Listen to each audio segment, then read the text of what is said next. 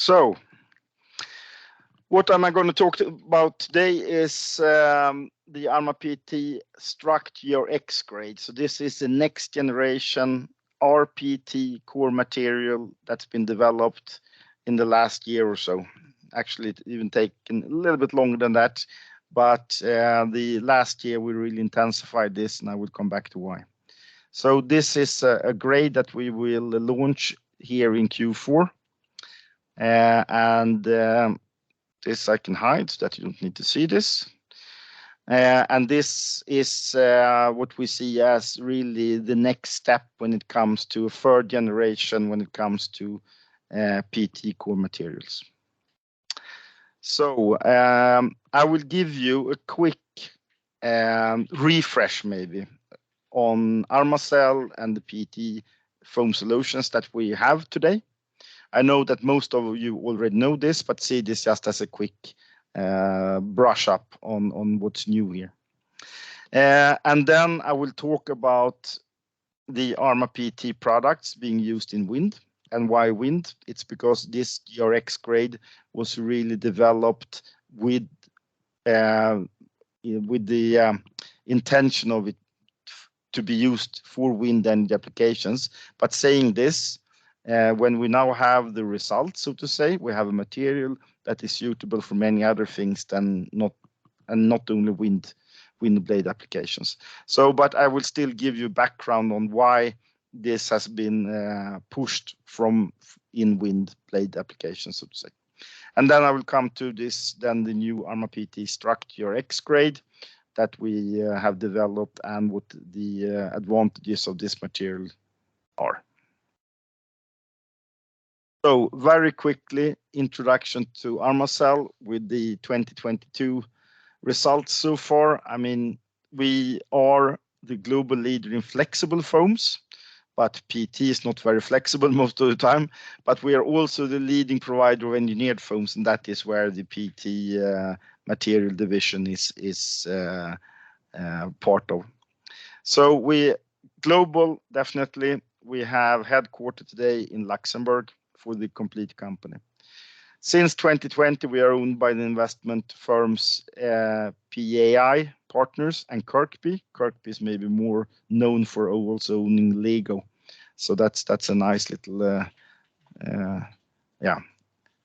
connection there. So today Armacell has two business divisions. One is the traditional advanced insulation, which stands for around just a little bit less than 80% of the turnover.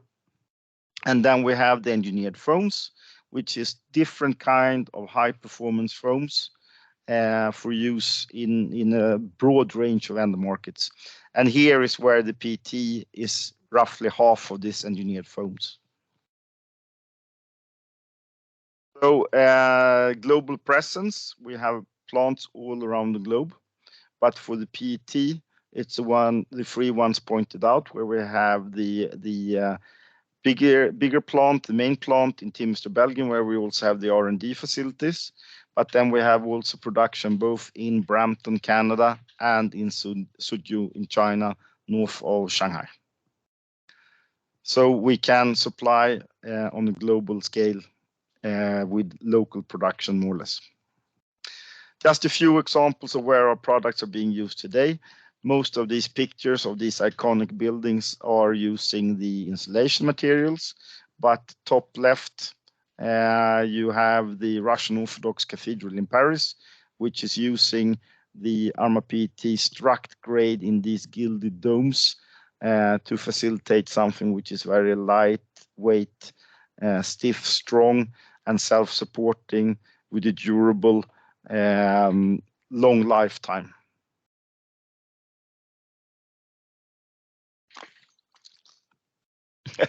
Sorry.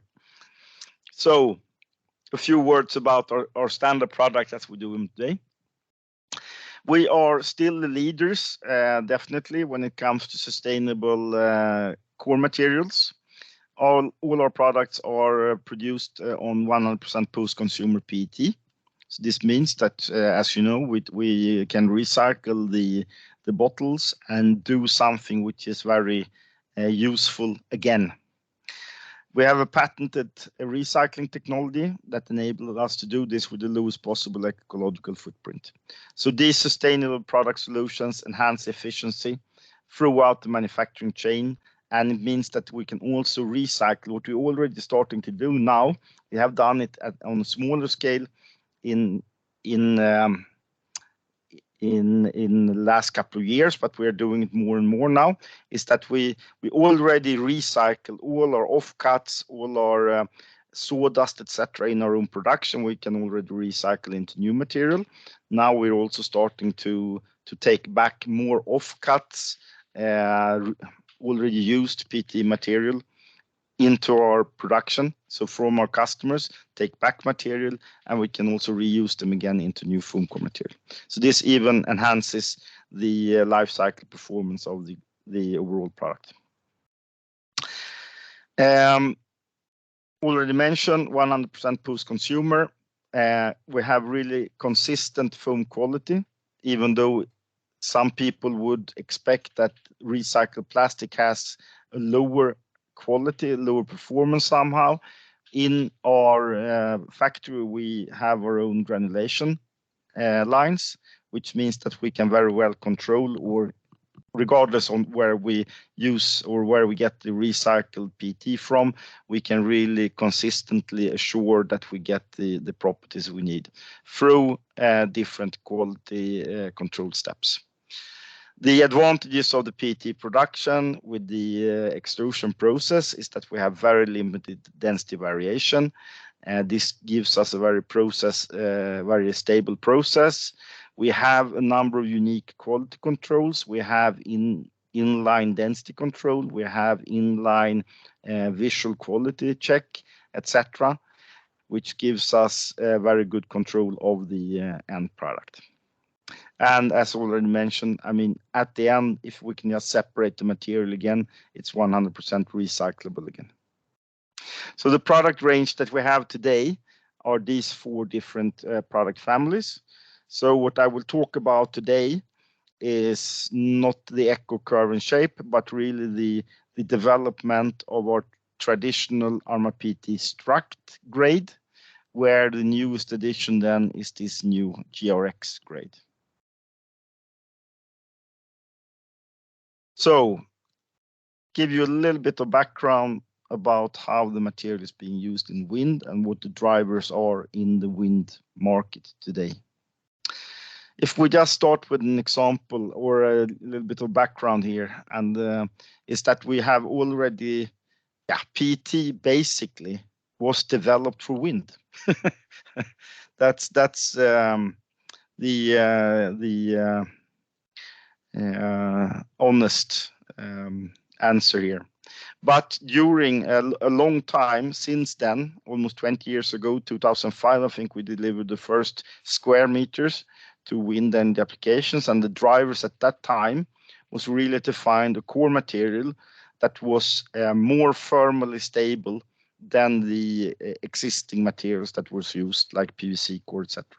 So at that time, it was the thermal stability of PET that was really driving the use in wind energy blades. Because they had bigger and bigger blades, they were getting bigger and bigger or higher and higher exothermic reactions, and then you needed this thermal stability. So this was what has been driving the use of PET initially.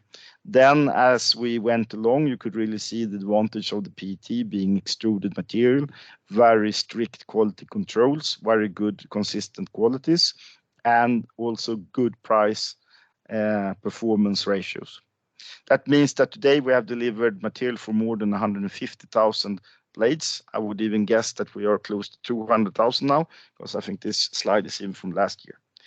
Just as an example, in a 75-meter blade, if it's using PET throughout as core materials, we're using something like 80,000 bottles.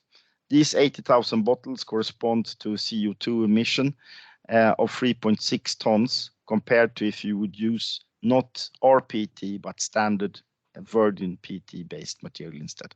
So it's quite significant, these savings. And of course, for a wind turbine operator, it's an important, they are in renewable energy. They want to have a product that is good from a environmental standpoint as well, if possible.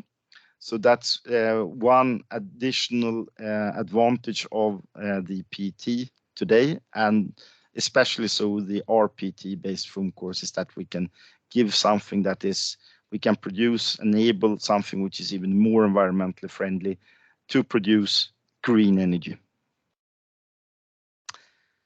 And when we see the development, I mean, you all know how the blades has continued to grow in the last 30, 40 years. When I started to work with core materials and wind energy applications, a normal blade was 20 meters long. A big blade was 35, 40 meters long in 95, kind of. But today we have blades that are more than 120 meters long. So this is, of course, creating a special challenge. As the drive for these bigger and bigger blades is, of course, that the energy you capture is increasing with the square of the diameter.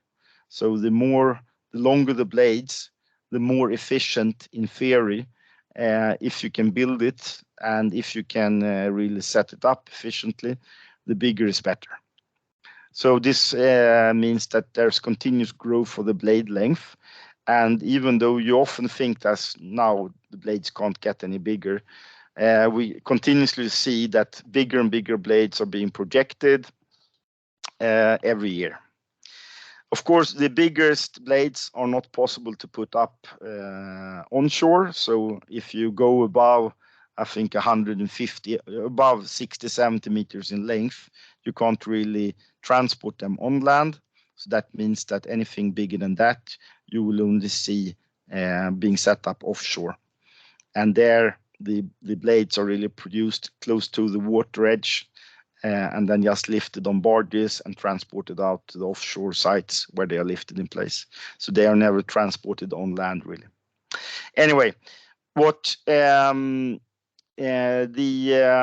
whole drive in this industry is very much today focused on two things. One is the weight of the blades, because the bigger they get, the more difficult it becomes if the blades are not, if not the weight is kept under control, so to say. The other thing is cost.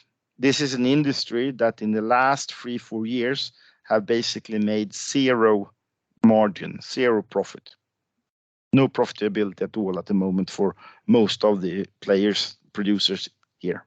Now it's turning around a little bit with even increased energy costs, with increased electricity costs, etc. There is a little bit higher possibility to also make money out of producing these blades. So I think it's turning around at the moment, but at the moment there is very much a strong focus on both weight and cost for these blades. The third driver, I would say, is recyclability, because there's been a lot of, I would say, bad publicity for the industry in the last year or so, where they have showed, I mean, these blades that was produced in the 90s, they are basically being taken down now. They are often produced with a lifespan of 25 years. So you can realize that something produced up to around 2000, it's now starting to be dismantled. And what to do with these blades? It's not small blades. I mean, they are quite a lot of them are 40, 50 meters in length, and there is no really good way to recycle them today. There is systems coming along, but for the future, people want to see not only possibilities in recycling in alternative products, maybe grinding them down, incinerating them, reusing the fibers, etc., but to also being able to really dismantle and reuse materials in new applications. And there the PET materials is very much of interest, because we can recycle, maybe not in new core material, but in other PET-based products. So that's a third driver is recyclability of the PET. And of course, if we can come with the rPET, it's even better. Quality control is, of course, very much something that's important for the wind business, where we have an advantage with the direct extrusion process of PET, which makes it possible to adhere to this APQP, which is for wind, which is the quality system that the wind blade producers are using today. So all new qualifications we need to do according to this APQP for wind, where all these steps in the process is crucial to get this certification. Finally, I will get to actually the new ArmaPET Struct GRX grade development. So already in the beginning of the development for this new grade, we realized that what we wanted to achieve was really a grade with significantly reduced resin uptake. So resin uptake is the resin that you have in the open surface cells of the core material to bond the core to the skins. But you don't want more of this resin or adhesive than is needed. If you have too many, if you have too big cells, too core cell structure, you will absorb more resin in the surface cells than is really needed to bond the skins efficiently to the core. Or if you would have even some open cells, of course, this will make the situation even worse. What we saw in the past was that with the old way we did resin uptake testing, we had relatively small specimens. We just tested the resin uptake directly on the foam surface with the peel ply on top that we removed. We saw that we had way too much scatter, and we didn't really get, it was not a very, what should I say, not a test method that accurately replicated actual conditions, if you put it that way. 99% of the blades today produced and many other applications are using the infusion technology, where you're using vacuum to suck the resin into a mold, where you have you use vacuum to suck the resin in, so you have an unlimited supply of resin, and then it really becomes crucial to have very close cell structure with very nice fine cell structure to prevent too much resin to go into the surface. So this was really the main driver to lower the weight of the blades. We had to develop a grade where we had a nice, even, fine cell structure. Because not only is this resin that goes into the surface cells, it's of course weight, but it's also cost. And it was not only that this weight and cost was a problem in itself, but sometimes it was really a hard stop that some extra weight could prevent a blade or the material to be used in certain type of blades. Because they had like a hard limit for maximum weight of that blade. Otherwise, they could not lift it with a crane or similar. So that could really prohibit the use of the current GR grades.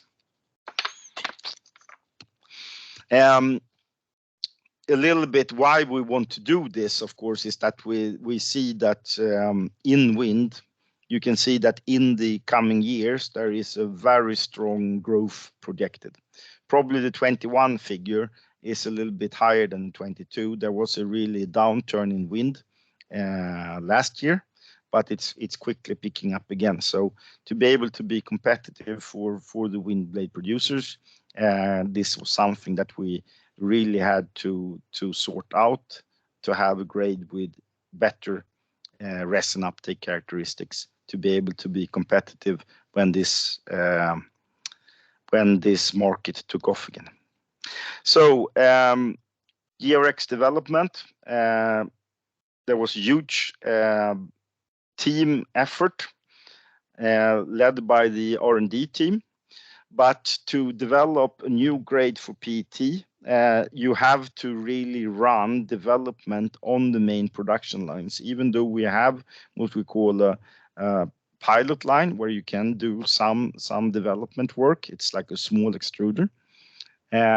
Everything you find out there really needs to be also trialed on the main production runs because of scaling effects.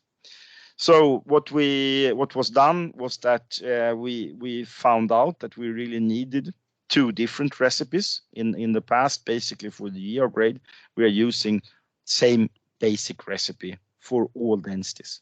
But here it was found out that we could get the best possible performance, we needed to have two different recipes, one for low density and one for high density material. So with low density, basically I'm talking 115 and below. For high density, 150 and upwards. And this, of course, doubled the work. So it was really high effort in trials of these different recipes for both production innovation and very much so on testing. So during development, of course, there was some hiccups. We found out that the material was behaving differently. That meant that the block welding process was also had to be adjusted. And there was really a big effort by the Timester plant to sort this out. Because what we could see is that if we didn't get the full strength for the welding, of course, that would influence the fatigue properties, which are crucial for wind end plate. But we managed to overcome this as well. So I'll come back to that later on. What we also wanted to do was to further optimize on surface treatment for all grades so that we can really supply something which not only has a very nice fine cell structure to minimize resin uptake, but we also wanted to include surface treatment as a standard on this material to really optimize on resin uptake. Again, we found out that for high density, we had challenges with the existing surface treatment equipment we had. So we had to redesign new equipment to do surface treatment for the high density material to have the same kind of savings in resin uptake for all grades. Sorry for not spelling this out, but RU then would stand for resin uptake, ST would stand for surface treatment. And now we are in the process of transferring this technology from a Timester plant to the Sudbury and Brampton plants. So already mentioned, we have done adjustments in the recipe, but also in the process parameters. So it's a combined thing of recipe and process improvements that has led to this improved, optimized cell size distribution. And when we talk about cell size, it's not only about the average cell size. What's been shown is that it's equally important to not only make the average cell size smaller, but also to take out the big cells. Because a few big cells, if you have some overnucleation and you have some big cells, these will take up a lot of more resin than many small cells. So it's just as important to take out defects and the few bigger cells is just as important as lowering the average cell size.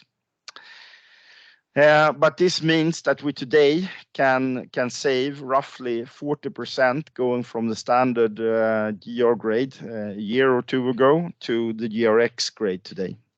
If we then, as I said, we also will supply GRX grade as standard with surface treatment. And with the surface treatment, you can again take out another 20%. So that means that the actual saving for flat sheet material will be even up to 60% saving in resin uptake. So going from something for a GR100 grade, which was roughly 1 kilo of resin, with the surface treated GRX, we're down to 400 grams per square meter. This is for both sides now.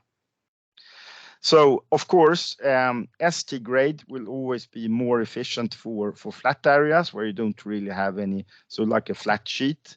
There the ST is really efficient, but and this can be also if you have a coarser cell structure, like, but if you start cut, perforate, groove, maybe sand, etc., of course, the effect of the surface treatment will be less, but then the GRX will really perform very well because we have this fine cell structure throughout the foam, and this make it possible to have really controlled resin uptake also in that case.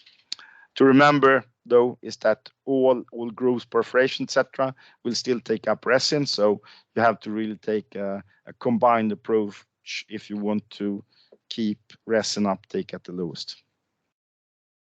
Just a calculation example for you.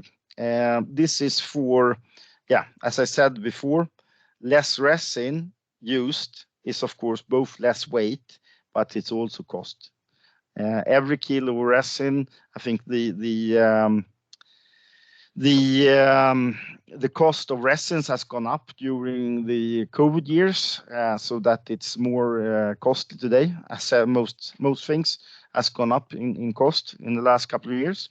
This means that, of course, it's not only weight we talk about, but also cost. So if we look at an 84-meter blade, I've done some conservative estimates here. If we assume that in the blade we have a combination, in the blade surface, we have a combination of GRX 115 and 200. In the leading edge, we have around 150 square meters, trailing edge 300, so total 450 square meters in the 115 density material. We have a saving of around 0.4 kilos here because we have some grooves, etc. We might not have the full saving of the surface treated material, but it means that we save around 180 kilos per side, so 360 kilos. In the root, we have some 200 higher density material to replace also balsa wood. And there we have total square meters of 2 times 180 square meters, so 360 square meters, and a saving of 0.3 kilo per square meter, and results in a total of 90 kilo. And then for the web, we have one web with 2 times 90, 180 kilo. And then we just one web, 150 square meters, a saving. These are just flat sheets. So here we get the full saving of 0.6 kilo per square meter, 90 kilos saved. So that all ends up in a total weight saving of 630 kilos. And if you calculate nominally something like 4 euros per kilo, it means that you save more than 2,500 euros as well.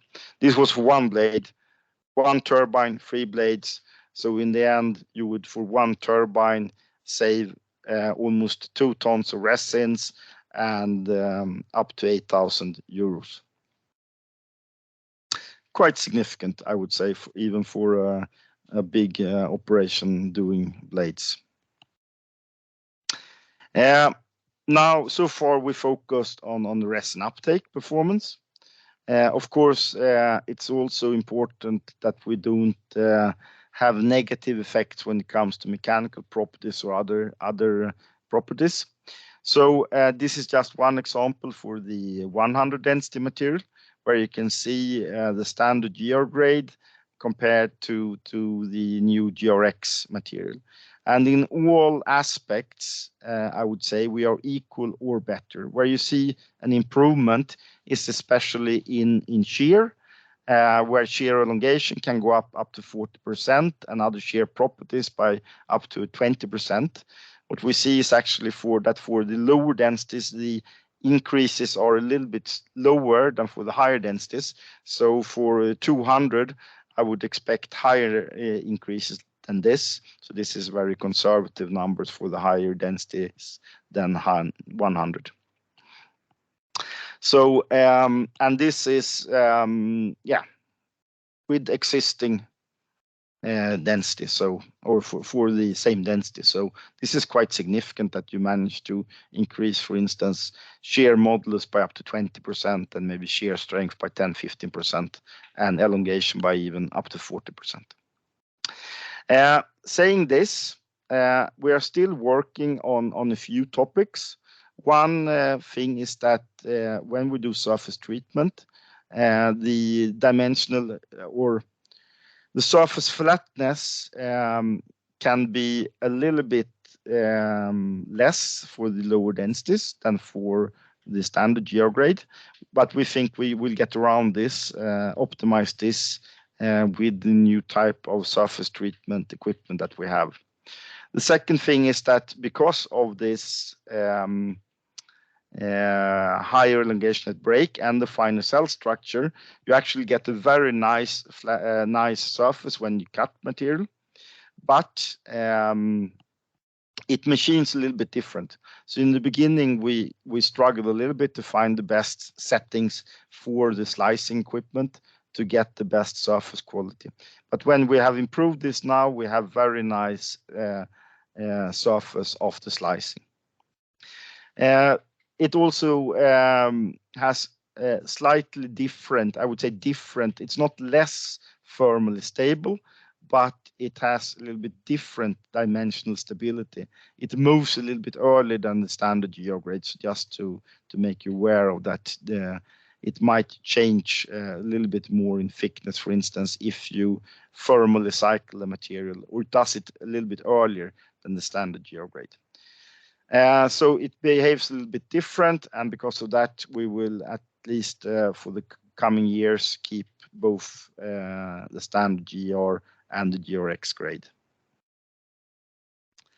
I already spoke about the elongation at break. So if we look at two curves for shear testing, so block shear testing, and we look at the stress strain curves, we can here see how the finer cell structure give a greater ductility, higher elongation at break, and slightly higher improved shear strength due to this. And okay, you might say that 30-40% elongation at break, it's not such a big thing, because going from say 8-9% elongation at break to 14 or whatever might not be such a big deal. But if you start looking at things like peel strength, impact strength, actually this change in even if we have 40% increase in ductility, this translates into something like 200% increase in damage tolerance.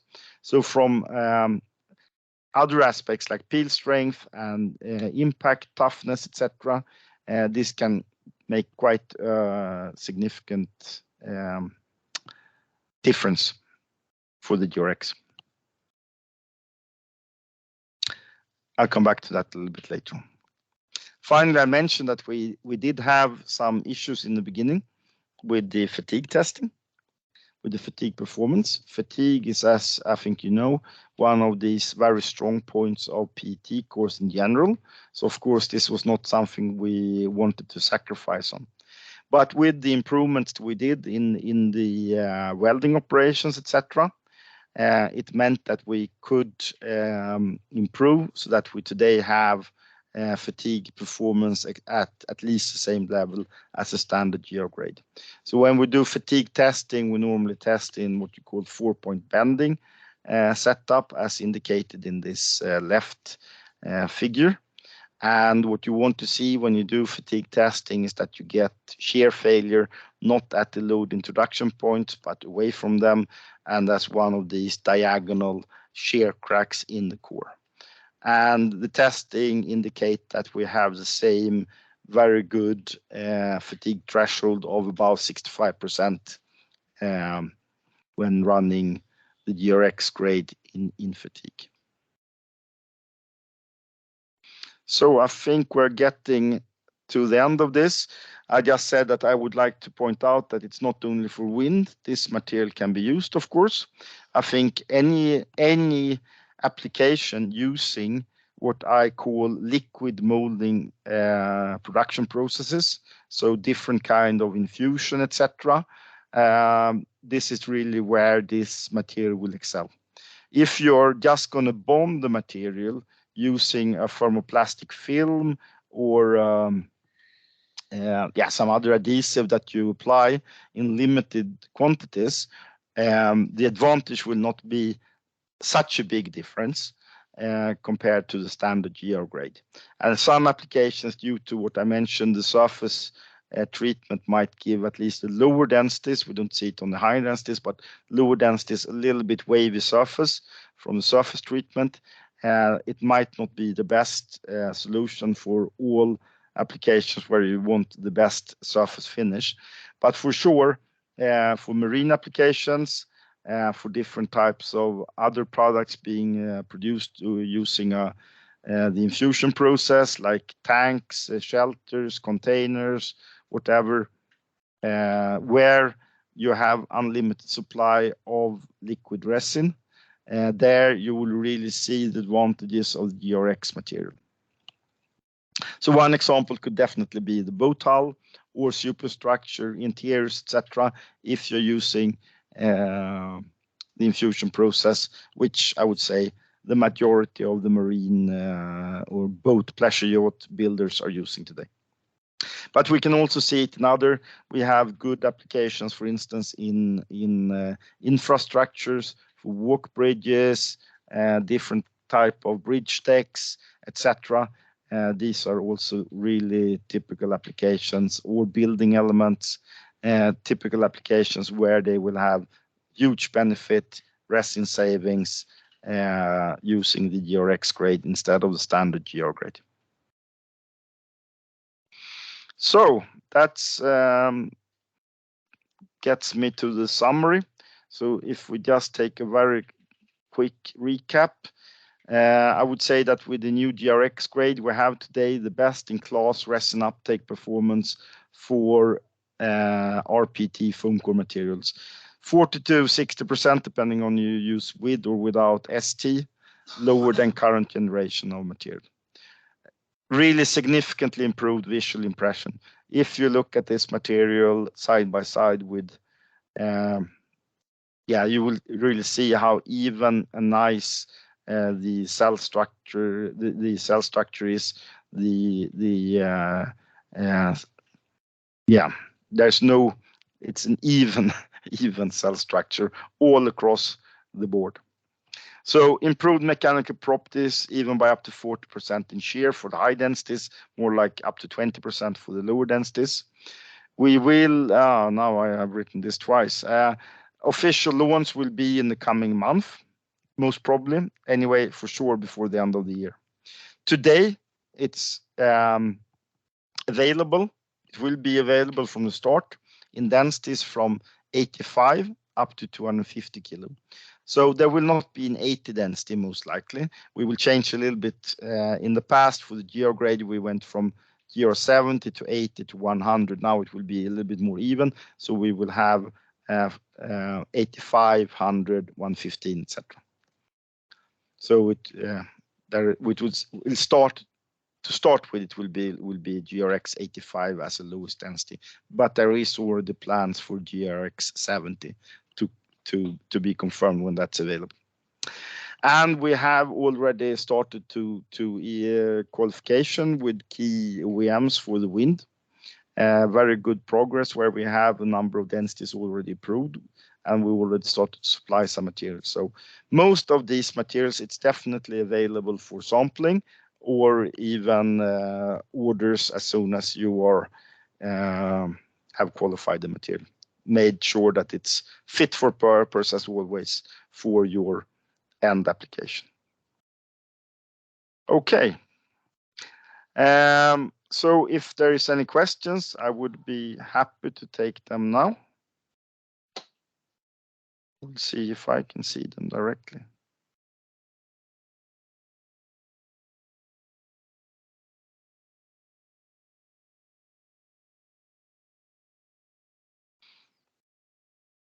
If there are no questions, that's all I have to offer today.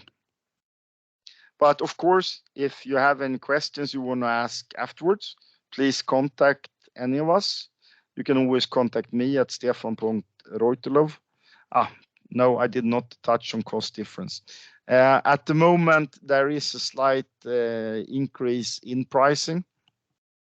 But with the savings in cost on the resin uptake, it should still be a win-win here. I think something like, there's a few percent increase in pricing as standard.